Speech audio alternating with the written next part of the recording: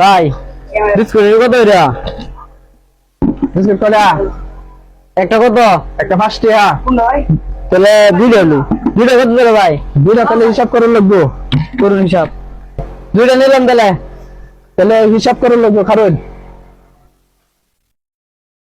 একটা যদি 5 টাকা হয় যোগ দুইটা তাহলে হলো 5 আর 5 55। তাহলে ভাই আমি দুটো বিস্কুট 55 টাকা হয়েছে। 55 টাকা তাহলে ভাই একটা নিলাম নাকি?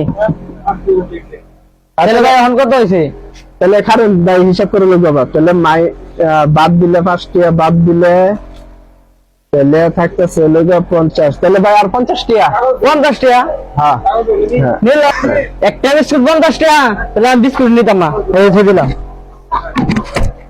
তাহলে ভাই কারণ তাহলে আপনি বিস্কুট না নিলে তাহলে কারণ হিসাব করে নেই। তাহলে থেকে আরো 5 টাকা বাদ দিলে 5 টাকা বাদ তাহলে আর 45 টাকা। ভাই আপনার কাছে আর 45 টাকা পাই।